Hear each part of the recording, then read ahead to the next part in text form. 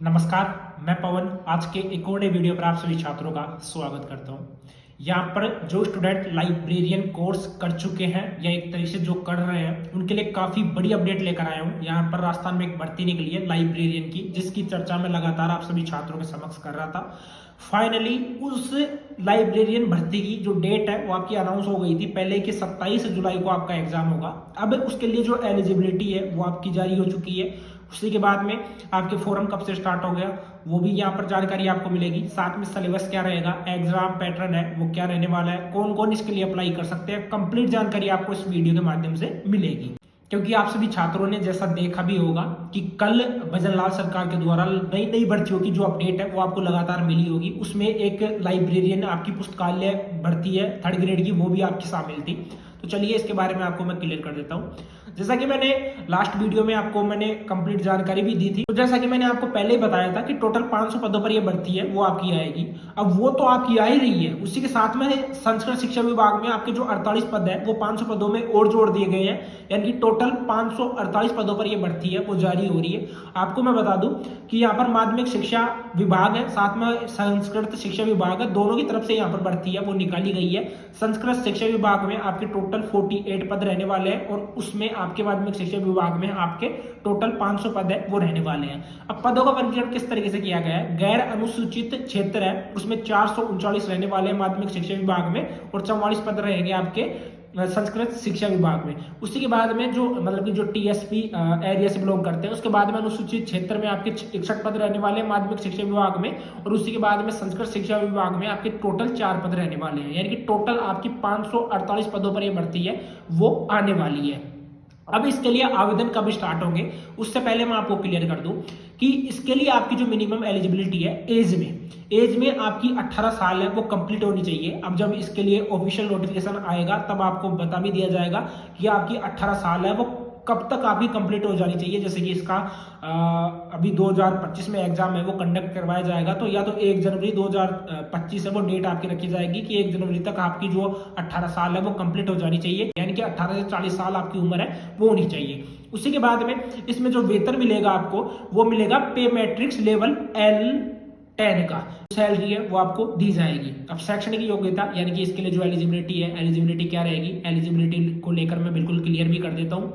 इसमें जिस स्टूडेंट ने, जैसे कि यहाँ पर आप देख भी सकते हो, जिस स्टूडेंट ने CLIS कर रखा है, क्योंकि यहाँ पर बोला जा रहा है कि senior secondary with certificate in library science यानी CLIS कर रखा है तो आप एलिजिबल हो।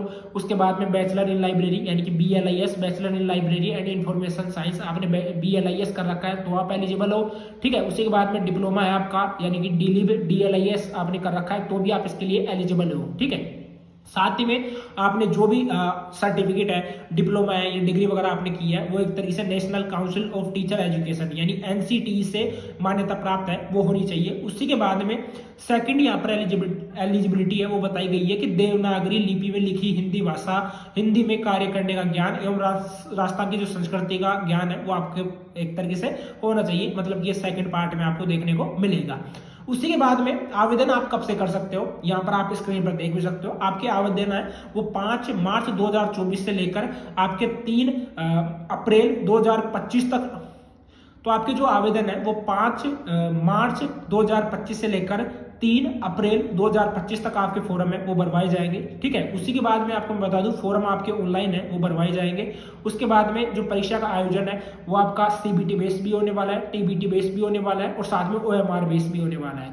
CBT में आपका कंप्यूटर बेस्ड एग्जाम हो भी सकता है, ठीक है, मतलब कि इनको डिवाइड किया गया है 3 पार्टों में। जो आप विभाग को अच्छा लगेगा उस हिसाब से आपका एग्जाम है वो कंडक्ट करवाया जाएगा। ऑफलाइन भी हो सकता है, ऑनलाइन भी हो सकता है, क्योंकि यहाँ पर TBT यानी टैबलेट बेस्ड एग्जाम की भी बात की गई है। उसी के बाद में OMR परीक्षा आधारित आयोजित करवाई जानी प्रस्तावित है। इस संबंध में यहाँ पर जानकारी है वो दी गई है।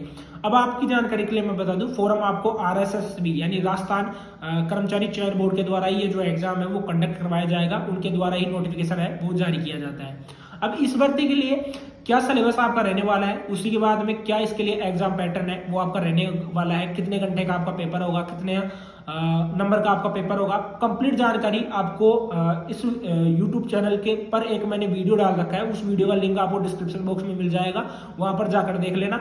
और बात करें यहाँ पर सिलेबस की, तो पूरा सिलेबस आपको डिस्क्रिप्शन बॉक्स में लिंक मिल जाएगा टेलीग्राम का, टेलीग्राम पर पूरा पीडीएफ मिल जाएगा, उस पीडीएफ को जाकर देख लेना। वहां पर कंप्लीट जो जानकारी है आपको सिलेबस से रिलेटेड वो आपको देखने को मिल जाएगी, ठीक है। बाकी इसमें इतना कुछ ज्यादा मेंशन किया नहीं गया है, जो कि आप यहाँ पर देख भी सकते हो। बिल्कुल यहाँ पर विज्ञप्ति जारी हुई है, जो कि पुस्तकालयाध्यक्ष ग्रेड 3 सीधी भर्ती 2024 को लेकर ये जारी हुआ है, ठीक है। जितनी भी जो जानकारी है वो मैंने यहाँ पर आप सभी छात्रों को प्रोवाइड करवा दी है। बाकी इसमें राजस्थान के जो स्टूडेंट है वो अप्लाई कर सकते हैं। बाकी अगर अदर स्टेट के स्टूडेंट अप्लाई करेंगे तो उसके लिए नोटिफिकेशन में आपको देखने को मिल जाएगा। आज के इस वीडियो में इतना ही, मिलते हैं किसी नेक्स्ट वीडियो में। तो जब भी इसके लिए कोई अपडेट आएगी तो आपके लिए जरूर दूसरा वीडियो लेकर उपस्थित रहूंगा। चैनल को सब्सक्राइब नहीं किया तो तुरंत से